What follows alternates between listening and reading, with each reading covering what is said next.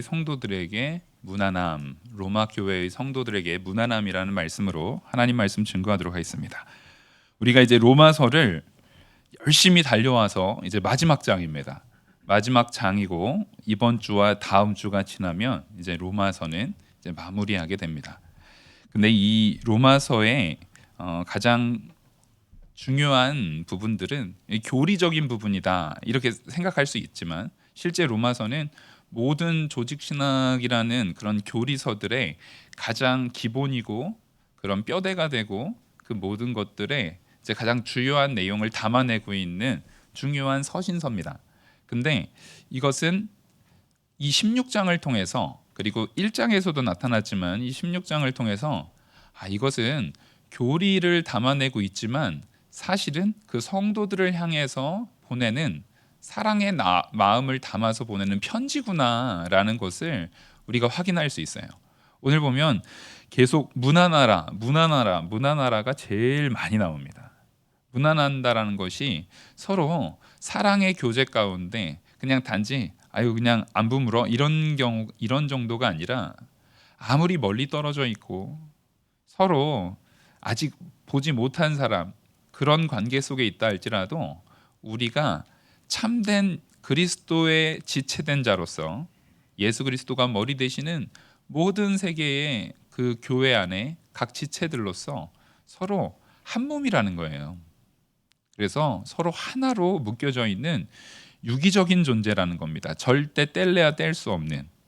그래서 나의 손가락이 아프면 내가 아픈 거지 이 손가락만 아프다라고 말하지 않는 것처럼 우리의 모든 성도된 이 지체들은 서로를 사랑하고 아끼면서 살아가야 됨을 오늘 이 문안이라는 인사 가운데에서 우리에게 보여주고 있는 것입니다. 그리고 이 문안의 인사를 보면 실제 사도 바울이 전부 실존 인물에 대해서 적고 있다라는 것이 중요한 겁니다. 이것은 그냥 교리를 사람들한테 알려주기 위해서 지어낸 작품이 아니라 실제 사람들이 있는 그 역사적 사건 안에 있는 편지이고 거기 있는 한 명 한 명이 실제 있었던 사건들과 그 있었던 관계들을 통해서 초대교회가 어떤 구성원으로 되어 있고 또 초대교회가 어떻게 서로 섬기고 초대교회가 어떤 사람들로 하여금 세워졌는가를 우리가 잘 이렇게 볼 수 있는 그런 창문과 같습니다.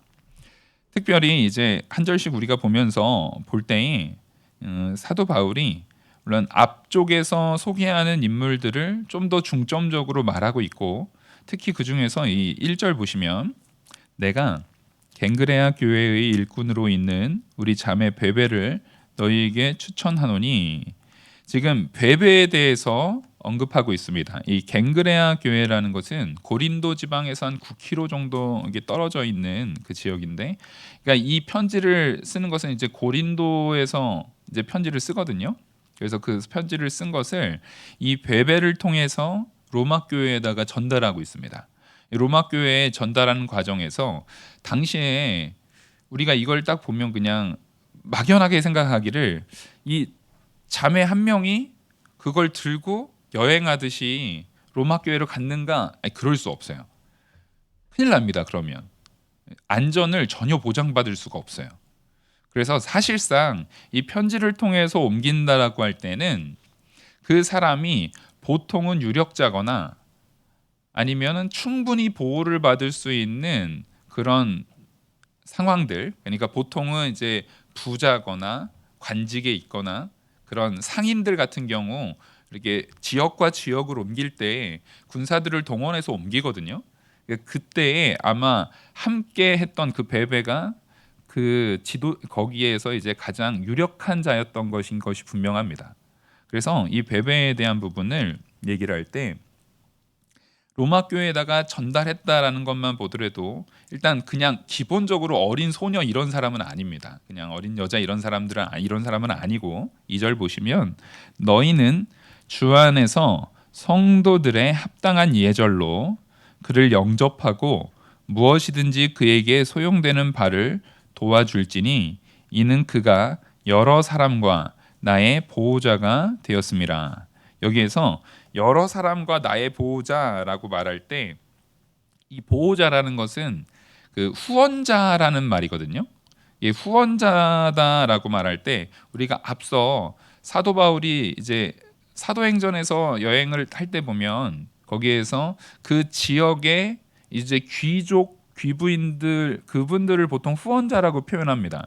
그러니까 보통 후원자인 경우는 큰 사업을 하는, 그래서 굉장히 부자인 사람들과 그리고 이제 귀족, 원래부터 귀족이어서 이 사람들이 혼재되어 있습니다. 왜냐하면 사업을 한다는 것 자체가 귀족 집안의 부유한 가정에 있었을 때에 그게 상당히 그런 경우가 많고 그런 사람들이 훨씬 더 많았기 때문에 지금 이 베베 같은 경우는 주로 그런 인물로서 이제 자기가 가지고 있는 이 세상적인 권력이라든가 그런 부함을 가지고 교회를 세우는 일에 돕고, 그리고 그 자기의 능력을 총동원해서 교회와, 당시의 교회는 예루살렘이 됐든 각 지방에 있는 교회가 됐든 당연히 가난하고 연약한 자들이 모이는 공간이었거든요. 그들을 돕는 손길이 반드시 있었어야 됩니다. 그래서 그런 역할을 다 손수 감당했던 그런 보호자라는 겁니다. 그래서 이 후원자, 보호자, 여기에는 이 베베가 당연히 그의 사업의 재능이었든지 아니면 그 재력이었든지 그 부분을 가지고 사람들을 보호하고 섬기고 세워나가는 일에 힘썼다라는 것을 우리는 이 말씀을 통해서 알 수 있습니다. 그리고 그 일에 있어서 성도들에게 요구하는 게 뭡니까? 주 안에서 성도들의 합당한 예절로 그를 영접하라라고 말하고 있어요. 우리는 교회에서 정말 헌신하는 사람들을 봅니다. 교회에서 헌신하는 사람들을 보는데 생각보다 이 신앙생활이 길어지면 어느 순간부터는 그 헌신하시는 분들이 그냥 당연히 일하는 사람이라고 생각이 되는 경우로 이제 치달아지는 경우가 많아요. 근데 세상에 어떠한 섬김도 당연한 건 없습니다. 세상의 모든 섬김이라는 것은 반드시 희생이 따르고 그만큼 힘이 들고 어려움이 동반됩니다. 가정적인 부분이나 자기 시간적인 부분이나 자기 일적인 부분이나 재정적인 부분이나 모든 부분에서 헌신이 따르게 돼 있는 거예요. 그래서 우리가 가장 잘못 판단하면 안 되는 것이 뭐냐면, 어떤 부자가 있다고 해서 부자가 섬기는 거를 아유 저 부자니까 그냥 돈 많으니까 그냥 하는 거지라고 생각하는 것은 오산이에요. 그게 내 돈이라고 생각해 보면 그렇지 않아요.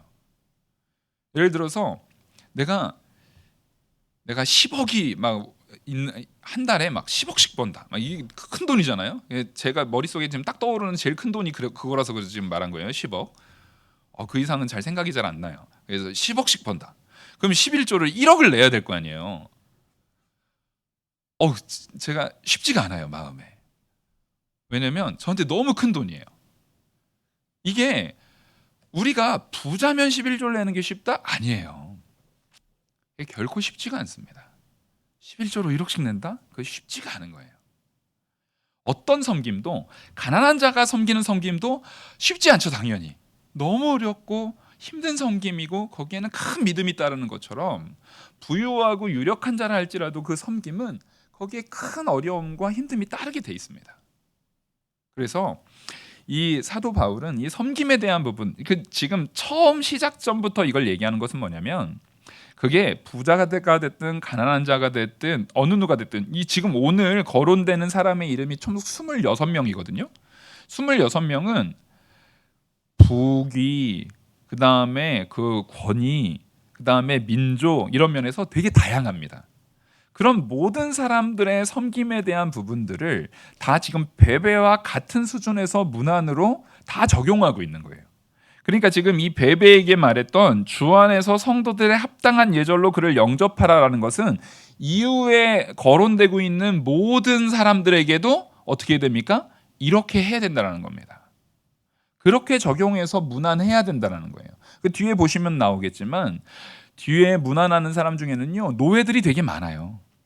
거기 문안하는 사람 중에 절반 정도는 노예 계급, 그게 현재 노예든 아니면은 이제 노예에서 자유를 얻은 노예든 그 사람들이 거의 절반 가까이 됩니다. 그런 모든 이들에게 사도 바울은 이렇게 말하는 거예요. 그들이 각자 위치에서 내가 섬기고 있는 그 섬김 하나하나가 다 하나님의 사역이라는 겁니다. 그냥 되어지는 건 하나도 없습니다. 하나님께서 부자에게도 굉장히 큰 믿음을 주셔서 그 부자가 구원받는 게 얼마나 어려워요. 낙타가 바늘기 들어가는 것보다 어렵다잖아요. 그럼에도 불구하고 그 안에 누구의 역사가 있으면요? 하나님의 감동의 역사, 하나님의 변화시킴의 역사가 있어서 그 섬김이 있던 거고, 마찬가지로 가난한 자도 혹은 신분적으로 낮은 자라 할지라도 그 역사가 있는 겁니다. 그러면 그렇게 순종한 자들에게는 이 성도가 이렇게 서로 다른 신분 가운데에서 다른 위치에 있는 가운데에서 다 자기를 희생해서 섬기는 그 일에 있어서 화합함이 있거든요. 그 화합하는 그 모든 일들은 쉽지 않은 것이고, 그 한 명 한 명에 대해서 우리 한번 같이 제가 주 안에서 성도들의 합당한 예절로 영접하라, 이거 한번 같이 읽어볼게요. 시작. 주 안에서 성도들의 합당한 예절로 그를 영접하라. 우리 이 마음을 가져야 됩니다. 지금 옆에 분들을 한번 딱 보세요. 멀리 보지 마시고 옆에 분 딱 보세요. 그분을 어떻게 대해야 될 분이에요? 마침 옆에가 남편이고 아내시면 잘 된 겁니다. 그분을 어떻게 영접해야 될 분이라고요? 주 안에서 성도들의 합당한 예절로. 예절 가운데 정중함이 있어야 돼요. 함부로 대함이 아니라 정말 감사함과 다른 사람에게 존중한 아주 극진한 예절을 얘기하는 겁니다. 이거 아주 극진한 모습으로, 극진한 예절로 그들을 대해야 되는 거예요. 우리를 대해야 되는 거예요. 성도 가운데 서로 그 예절 가운데 서로 합당한 예절로 영접해야 되는 겁니다. 영접이라는 것은 높은 자가 낮은 자에게 무언가를 주는 게 아니죠. 낮은 자가 높은 자를 섬기듯이 하는 겁니다. 그것을 하라는 거예요. 그래서 3절에 보시면 너희는 그리스도 예수 안에서 나의 동역자들인 브리스가와 아굴라에게 문안하라. 자, 그 예절을 가지고 이렇게 해야 되는 부분을 이제 다른 사람들에게도 다 적용하고 있습니다.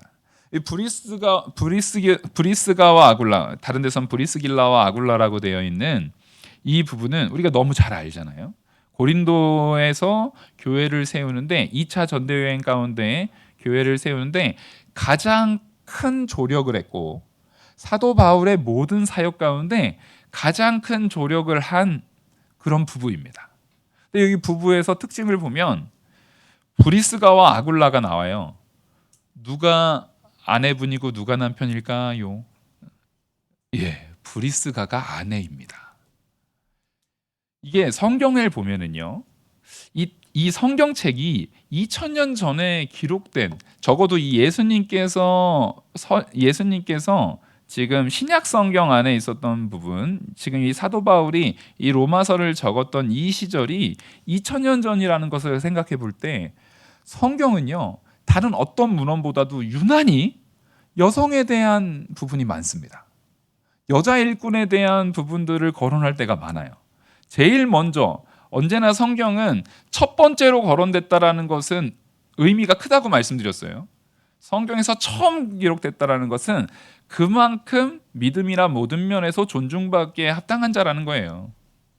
그래서 여러분, 신앙생활 할 때 앞장서서 하십시오. 딱 영학교회 하면 떠오른 이름, 영학교회 하면 그분이지. 정말 그런 자리에 서로 막 경쟁해서 헐뜯고 나름 다른 사람을 깔아내려서 내가 올라가는 거 아니겠죠, 당연히.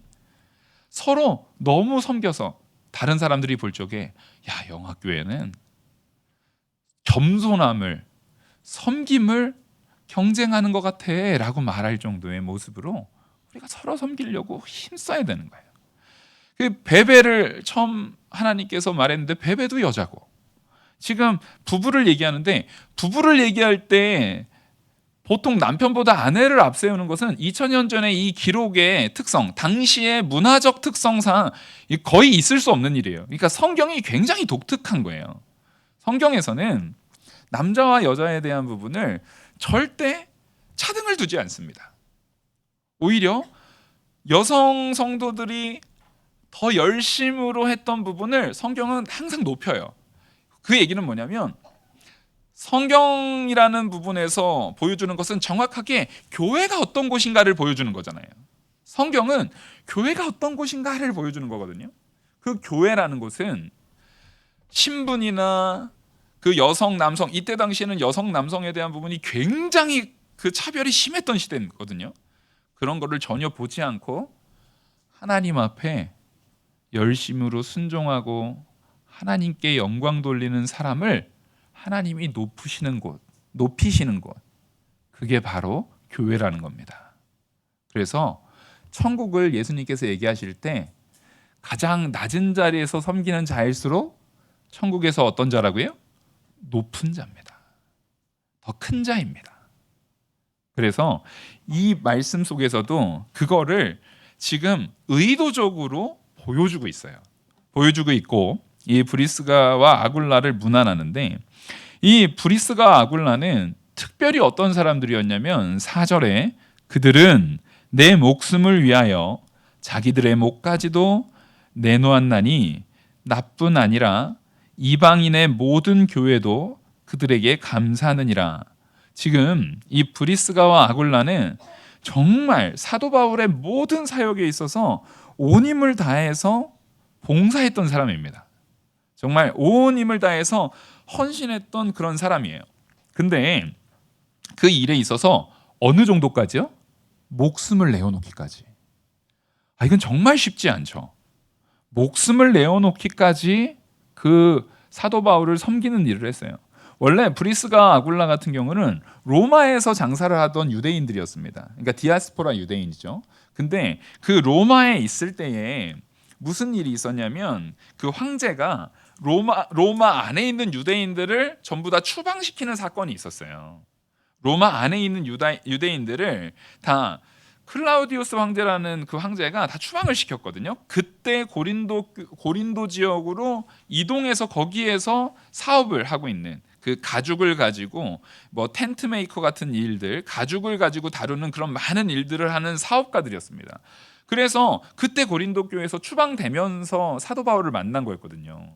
그래서 사실상 이들은 사도 바울과 만날 때 좋은 상황이 아니었어요. 원래 로마가 자기의 주 무대였는데 고린도로 옮겨졌으니까 사업적인 부분에서 이제 줄어들고 약간 뭐 어려운 사람들은 아닙니다. 되게 부유한 사람들이지만 그 전보다는 어쨌든 지금 어떤 상황이에요? 차별을 당하고 고린도 교회로 온 사람들인데 그 안에서 이 사람은 내가 좋을 때 그리스도를 만나는 게 아니라 어려울 때라도 진짜 그리스도를 만나면 내 모든 일에 있어서 사업가들은 당연히 뭐가 1순위입니까? 돈이죠. 근데 돈보다도 모든 일에 있어서 그리스도가 먼저 되는 사람. 하나님께서 그렇게 부르셔서 이끄실 때에 변화되더라는 거예요. 그래서 사도 바울을 위해서 목숨을 걸 뿐만 아니라 지금 이 브리스가와 아굴라를 얘기할 때 사도 바울뿐 아니라 이방인의 모든 교회들도 감사한다는 얘기예요. 그러니까 이 브리스가와 아굴라는 가는 곳곳마다 사도 바울과 같이 가면서 그 거주 공간을 제공하고 하면서 그 이 거주되는 모든 곳에다가 뭘 세운 거예요? 교회를 세운 거예요. 그래서 당시에 초대교회는 다 가정교회였습니다. 집안에서 교회가 시작되는 거예요. 그러니까 우리 이 영화교회도 처음에 가정이 모여가지고 이렇게 교회가 생겨지잖아요. 다 그런 거예요. 아주 어려운 환경 가운데 놓여져 있지만 그렇게 생겼던 것처럼 한국 교회들도 다 마찬가지입니다. 다 목사님들이 다 개척할 때 혼자 개척하는 거 아니에요. 다 가정들의 도움을 받습니다. 어느 교회든 정말 헌신하는 그 가정 없이 세워진 교회는 한국에 없어요. 물론 요즘에야 이제 큰 교회들이 이렇게 딱 돈을 해가지고 건물 세워가지고 개척하는 부분들이 생기지만 그건 요즘에 생긴 형태고 한국에 처음에 교회가 세워지는 형태 가운데는요 언제나 그 안에 헌신하는 가정들이 있었습니다. 하나님께서는 그것을 어떻게 여기신다고요? 귀히 여기신다고요. 그리고 그것을 인정해 주시고 존중해 주십니다. 그래서 우리가 바라야 되는 것은 내 가정이 어떤 가정이어야 되는가? 나의 가정이 하나님 앞에 어떻게 쓰임받고 어떻게 하나님 앞에 칭찬받고 하나님이 어떻게 평가하는 가정인가? 그것을 우리가 잘 붙들어야 돼요. 그러려면, 그런 가정을 세우려면 나만 잘해서 됩니까? 자녀, 손자까지, 자손 만대 이르기까지 우리가 잘 기도로 힘써야 됩니까? 잘 기도로 힘써야 되거든요.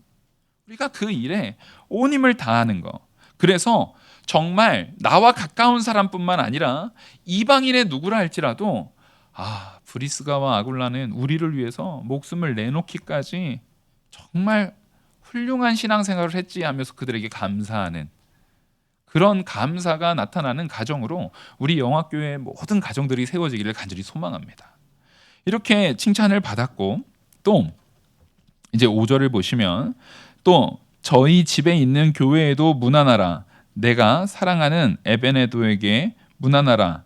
그는 아시아에서 그리스도께 처음 맺은 열매니라. 지금 이 5절은 5절 상반절은 이 브리스가 아굴라가 집집마다 그 교회를 세웠던 그 교회 안에 있는 가정교회의 성도들에게도 문안하라는 걸 얘기하는 거예요. 그건 앞서 얘기를 했고, 여기에서 사도 바울은 또 뭘 기억하냐면 이 아시아에서 처음 맺었던 열매, 이 에베네도를 문안하라는 거예요.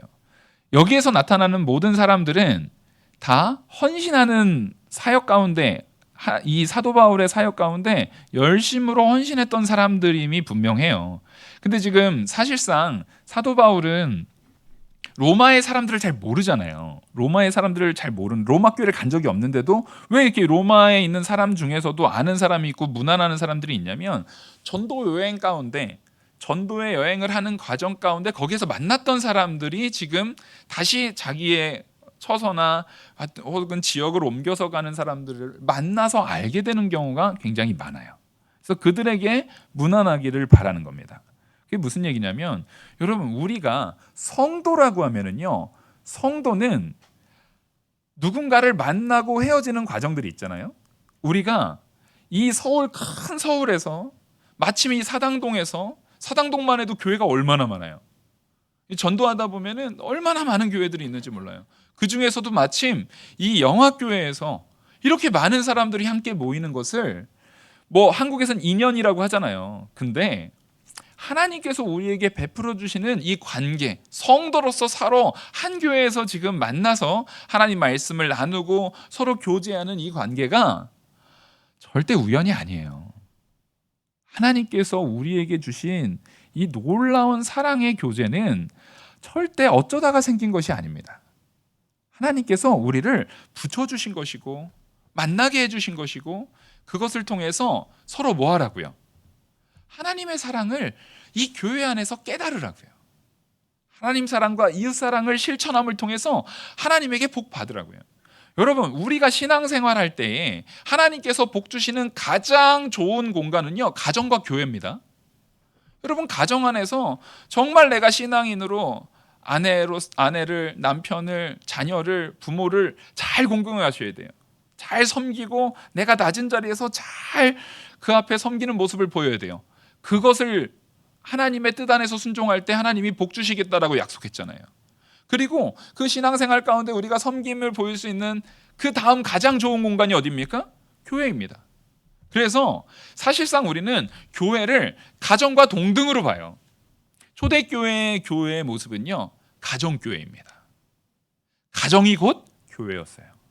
서로 생판 남인 사람이 만났고 신분이 다르고, 당시에는 신분 사회잖아요. 신분이 다르고 그런 민족이 다르는 과정 가운데 있었어도 서로 유무상통하면서 한 가족처럼 자기 것을 아끼지 않고 자기 것을 내 것이라고 생각하지 않고 아끼는 정도의 가족으로 모였단 말이에요. 왜요? 하나님이 우리 아버지 되시니까요. 그래서 사도 바울은 그 첫 열매, 자기가 아시아에서 처음으로 전도했던 이 에베네도를 기억하면서 그 문안의 인사, 그리고 너희들이 이 모든 관계 속에서, 지금 아시아에서 전도했으니까 민족이 아마 다른 것 같아요. 그럼에도 불구하고 섬김에 있어서 정말 열심을 내라는 거예요. 그리고 이후에 지금 쭉 보시면 사도 바울이 6절 너희를 위하여 많이 수고한 마리아에게 문안하라. 이 마리아는 성경에서 이제 마리아가 여러 명의 마리아가 나오는데 그 중에 이제 이후에 사도 바울이 전도했던 마리아인 겁니다. 그리고 마리아에게 문안하라. 또 7절에는 내 친척이요 나와 함께 갇혔던 안드로니고와 유니아에게 문안하라. 지금 수고했던 마리아 그리고 함께 갇혔던 안드로니고와 유니아에게 문안하라. 근데 이 안드로니고와 유니아를 친척이라고 말하는데 여기서 사도 바울이 이제 자기의 서신서에서 친척이라고 말하는 것은 같은 민족을 얘기하는 겁니다. 보통 같은 민족, 자기 이제 유대인이 되겠죠. 같은 민족을 얘기하는 거고 그 여기서 안드로니고와 유니아 같은 경우는 사도들에게 존중이 여겨질 뿐만 아니라 또한 나보다 먼저 그리스도 안에 있는 자라라고 말하는 것은 이 둘은요 위치상 바나바와 같은 존재들이었어요. 그래서 실제 우리가 바나바를 사도행전에 보면 사도라고 말할 때도 있잖아요. 근데 그 사도는 제가 그때도 말씀드렸듯이 예수님이 직접 불러서 세우신 12사도하고 바울과는 다른 겁니다. 그 사도는 그런 사도가 아니에요. 실제 선교 사역이라든가 말씀을 가리키는 교사로서의 사역을 감당하는 목회자로서 감당했던 분을 당시에 이제 사도로서 존중해서 불렀던 거지 12사도하고는 완전히 다른 거예요. 그래서 그들을 통해서 성경이 기록되거나 하지 않습니다.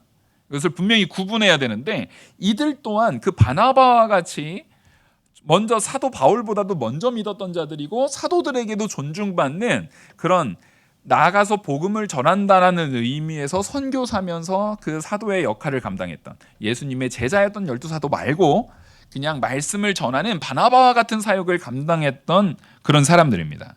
그리고 또 8절 보시면 또 주 안에서 내 사랑하는 암블리아에게 문안하라. 자, 주 안에서 사랑하는 암블리아에게 문안하라라고 얘기하고 있는 거예요. 그리고 여기서 또 보시면 이 암블리아랑 우르바노스, 스타고, 아벨레 여기 한번 쭉 여기까지 같이 제가 읽어드리겠습니다. 여기서 이들이 제가 하나로 묶는 이유가 있어요. 암블리아에게 문안하라. 또 9절은 그리스도 안에서 우리의 동역자인 우르바노와 나의 사랑하는 스다고에게 문안하라. 10절 그리스도 안에서 인정함을 받는 아벨레에게 문안하라. 아리스도블로의 권속에게 문안하라. 여기서 아리스도블로의 권속 전에 아벨레까지가 이 이름이 뭐냐면 당시에 노예들 중에 많이 있는 이름이에요. 예, 노예들 중에 많이 있는 이름. 그 보면 옛날에 보면 그 미국의 흑인 노예들도 보면 이름이 거의 비슷비슷한 이름들이거든요. 그러니까 이 이름들이 당시에 노예들한테 붙이는 주로 있는 이름들이었던 거예요. 옛날에 한국 같은 경우도 이제 노예들 보통 뭐 이 이름 뭐 돌쇠야 뭐 이렇게 하는 것처럼 이 이름들이 노예들한테 많이 붙였던 이름이에요. 근데 그들을 문안하라고 하는 겁니다. 지금 이 초대교회, 특히 이 로마 교회 안에서도 완전히 다 혼재돼 있어요. 지금 노예를 얘기했는데 노예를 먼저 얘기했어요. 제가 왜 아까 거기에서 아리스도블로를 구분을 했냐면 지금 앞에 아벨레까지 노예를 얘기했는데 그 노예 뒤에다가 아리스도블로의 권속에게 문안하라라고 얘기를 한 거예요. 그 권속이라는 것은 이 누구한테 그 가정에게 문안하라가 아니라 그 권속이라는 표현은 왕족이나 귀족들이 정말 큰 무리를 이끄는 왕족이나 귀족들에게 붙이는 표현이에요. 권속이라는 게. 그러니까 지금 이 아리스도블로는 왕족입니다. 아리스도블로와 그 뒤에 보면 또 나기수가 나오잖아요. 아리스도블로 그리고 보면은 내 친척 헤로디온에게 문안하라. 나기수의 가족 중에 주 안에 있는 자들에게 문안하라. 이들은 지금 왕족입니다. 왕족이나 고위직, 권속들, 그 권속을 거느리고 있는, 그러니까 사유지를 이제 자기가 갖고 거기에서 일종의 영주처럼 사람들을 거느리고 있는 걸 권속이라고 하는 거예요. 그러니까 지금 오히려 왕족과 귀족보다 누구를 앞세워서 설명하고 있습니까? 노예들을 앞서서 설명하고 있어요. 그러니까 신앙 안에서는요, 신분의 고하가 없어요. 지금 이거는 당시의 기록의 형태, 우리가 뭐든지 문학이라는 것은 그냥 막 쓰는 게 아니잖아요. 특히 편지 같은 것은 굉장히 그 서식이라는 개념이 존재합니다. 근데 모든 이 당시에 2000년 전에 이런 부분에 있어서 노예하고 왕족은 같은 공간에 있을 수 없을 뿐더러 글 자체에 그 이름을 같이 쓴다? 안 돼요. 더욱이 왕족보다도 노예의 이름을 앞에 쓴다? 이게 가능하겠어요? 불가능하겠어요? 이거 불가능한 거예요. 말이 안 되는 상황인데 이게 가능한 게 바로 로마 교회였다는 겁니다. 그게 바로 교회예요. 2000년 전에도 이게 가능한 것이 바로 교회라는 겁니다. 하물며 지금 이 시대의 성도라는 것은 내가 가지고 있는 모든 것을 가지고 나를 겸손히 하고 섬기는 자가 돼야 돼요. 지금 이렇게 썼어도 이 아리스다고의 권속들, 여기 아리스다고 같은 경우는 실제 그 헤롯 왕가의 자손이거든요. 그 아리스다고의 권속이라는, 아리스도라는 것이 아리스토블로인데, 이 사람은 사실상 이 로마서 기록되기 전에 먼저 죽은 사람이에요. 역사적인 인물이에요. 먼저 죽은 사람이고, 이 사람이 그 헤롯 왕 중에 우리가 사도행전 그때 공부하셨을 사도행전 설교할 때 아그리파 1세 있잖아요. 그 사람의 이제 가족입니다.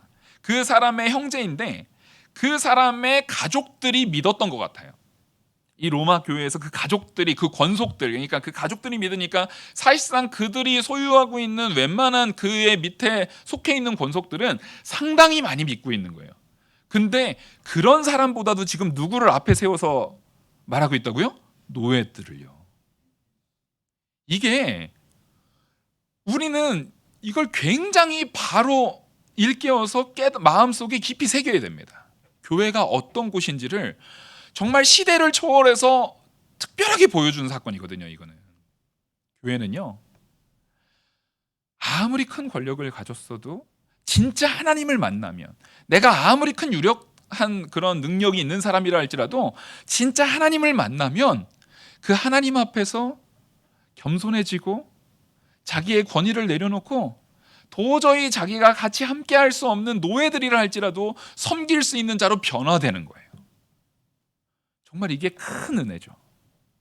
정말 이 왕족이었던 아리스도블로나 나기스나 그 왕족들, 이 고위직에 있었던 이 사람들은 하나님의 은혜를 받고 나니까 사람이 어떻게 변할 수 있는가를 보여주는 정말 중요한 사례입니다. 그리고 그것들은 이 로마 교회에만 일어난 게 아니라 초대교회에 있었던 모든 교회들에서 일어난 사건이에요. 그리고 한국 교회에서도 그런 사건이 일어났죠. 그래서 장로님이 자기가 이제 그 지주였던 분이 믿어서 장로님이 됐는데 자기 집에 있었던 그 종이었던 사람을 공부시켜가지고 목회자로 세운 사례는요, 한국 교회의 각 지역마다 거의 하나씩은 다 있어요. 이게 얼마나 큰 역사입니까? 한국이 하나님께서 그렇게 세운 나라입니다. 예. 이처럼 우리는 이 모습을 보면서 각자 자기 직분과 능력이 있어요. 직분, 능력, 여기서 표현되는 신분, 이런 이제 빈부의 격차, 이런 부분들이 많이 있지만 그것과 상관없이 하나님께서는 그 사람들마다 하나님께서 직분을 주십니다. 그 사람들마다 하나님께서 능력을 주세요.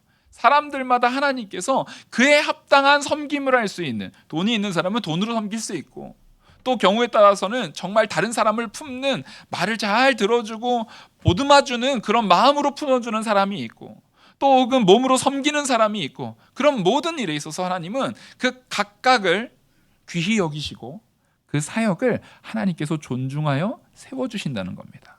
거기에는 신분이나 여성 남성이나 이런 것은 전혀 존재하지 않아요. 그게 교회입니다.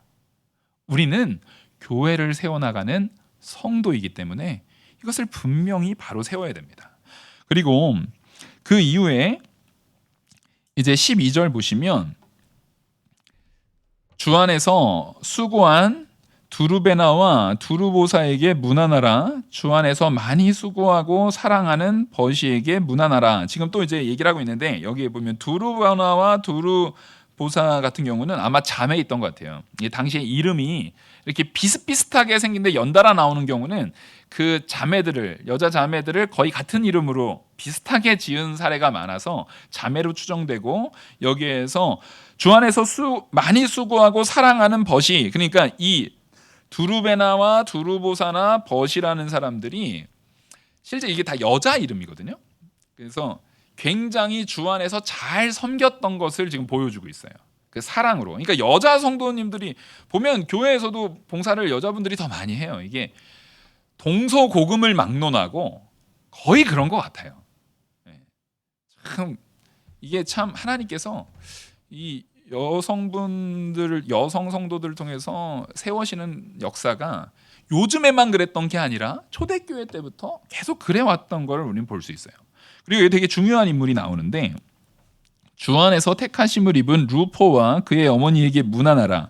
그의 어머니는 곧 내 어머니니라. 지금 이 루포는 아시는 분들이 많이 있겠지만 이게 구레네 시몬의 아들입니다. 구레네 시몬의 아들이고, 그 구레네 시몬이 예수님 십자가 짊어지시고 가실 때 자기가 원해서는 아니었어요. 그 로마 군병이 강제로 시켰죠. 강제로 시켜서 짊어져서 올라갔지만 그 강제로 짊어지는 그 순간에 어쩔 수 없이 당연히 누구 옆에 같이 걸었습니까? 예수 그리스도의 고난을 직접 목도하고 바라본 거예요. 여러분, 이게 복입니까? 운이 없었던 겁니까? 복이죠. 아예 괜히 여기 와가지고 지금 구레네 시몬이 이런 강제 노역을 했던 이유는 구레네 시몬이 흑인이었기 때문에 그런 것도 있거든요. 너무 화나는 일이에요. 내가 흑인이라고 로마 군병이 나한테 그냥 강제로 일을 시켜버린 거예요. 근데 하나님께서는 그런 일 속에서도 내가 지금 어쩌다가 보니까, 예를 들어서 그런 분들 많죠. 부인 따라서 나 진짜 가기 싫은데 잔소리 듣기 싫어가지고 교회 왔다가 그렇게 장로님들 되시고 교회에서 헌신하는 집사님들 되시고 하시는 경우가 많아요. 이게 얼마나 큰 복이에요. 우리는 어쩌다가 보니까 그렇게 된 것 같지만 그렇지 않은 경우가 많아요. 또 제가 많이 본 거는요, 교회 건축하시다가 예수 믿게 되신 분들 저 어렸을 때 많이 봤거든요. 그러니까 교회 일 하는데 거기에서 하나님의 일을 한다는 것은 내가 믿음이 좀 연약하다 할지라도 그 연약한 상태에서 헌신하다 보면, 교회 일을 하다 보면 하나님을 만나요. 그게 진짜 큰 복입니다. 지금 이 루포는 그 아버지가 했던 그 귀한 섬김 가운데 그 가정이 복받아서 지금 그 구레네 시몬의 아내인 그 루포의 어머니는요, 사도 바울, 정말 성령 인물 중에, 신약의 인물 중에 가장 위대한 인물 한 명 뽑으라면 사도 바울인데, 그 사도 바울에게 어머니로 존중받는 사람으로 크게 쓰임 받는다고요.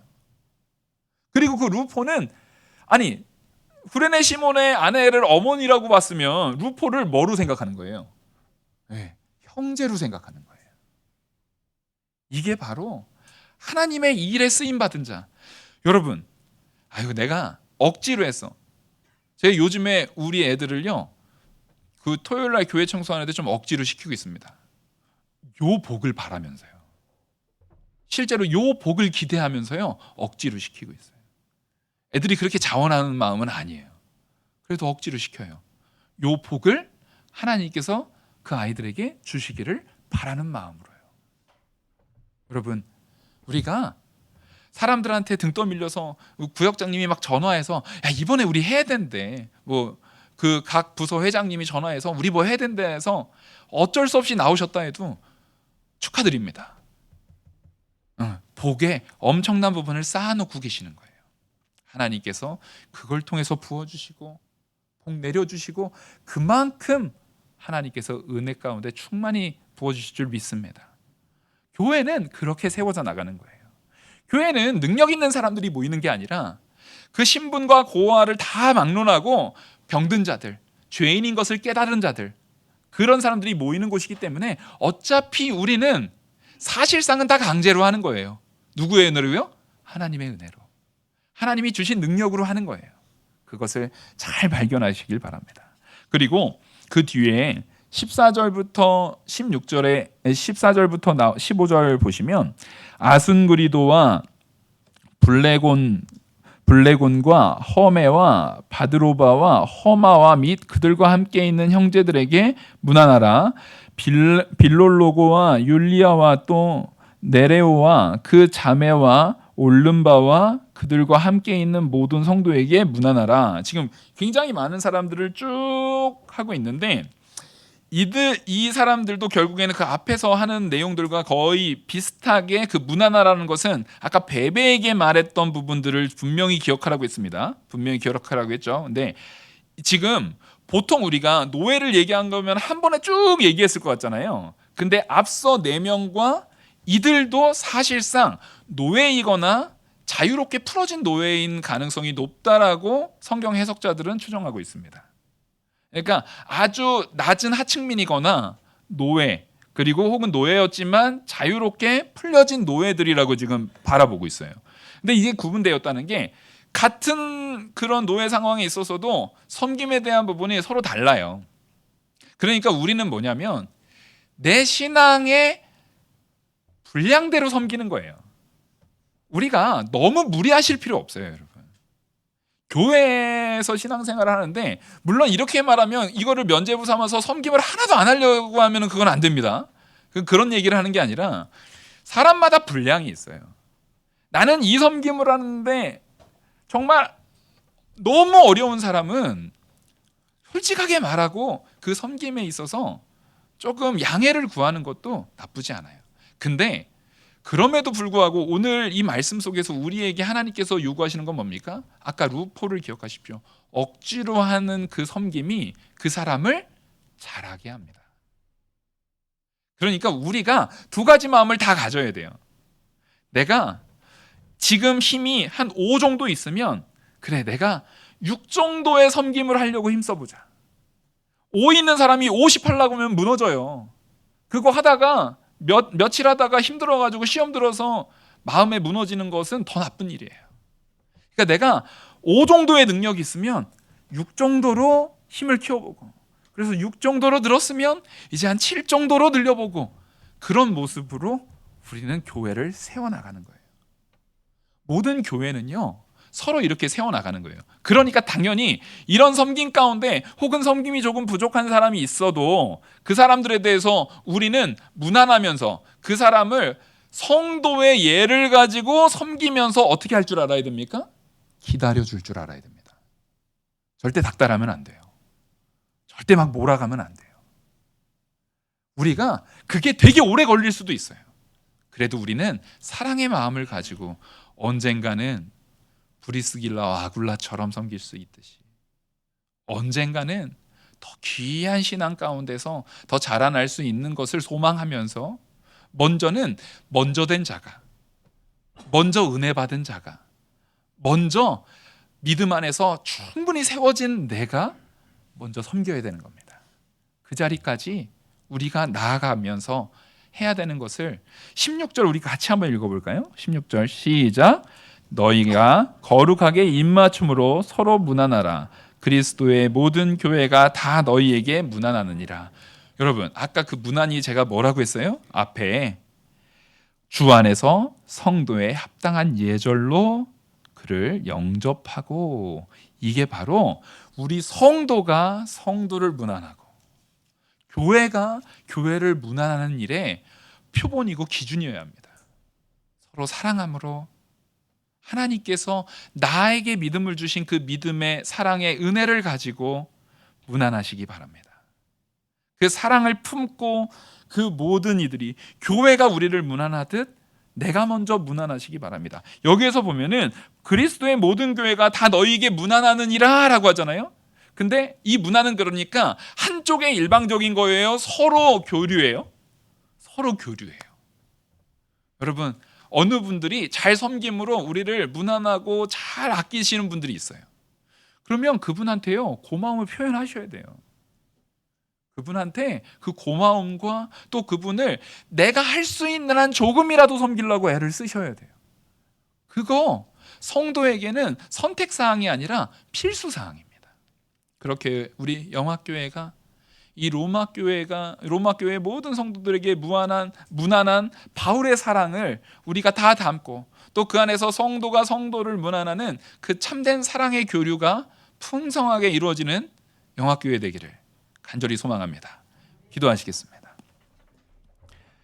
은혜와 사랑이 많으신 하나님 아버지, 빈부와 남녀와 젊고 나이가 많음과 어리고 그런 모든 차이 속에서도 교회가 세워나가야 될 것은 모든 사랑 가운데 섬기는 섬김인 줄 압니다.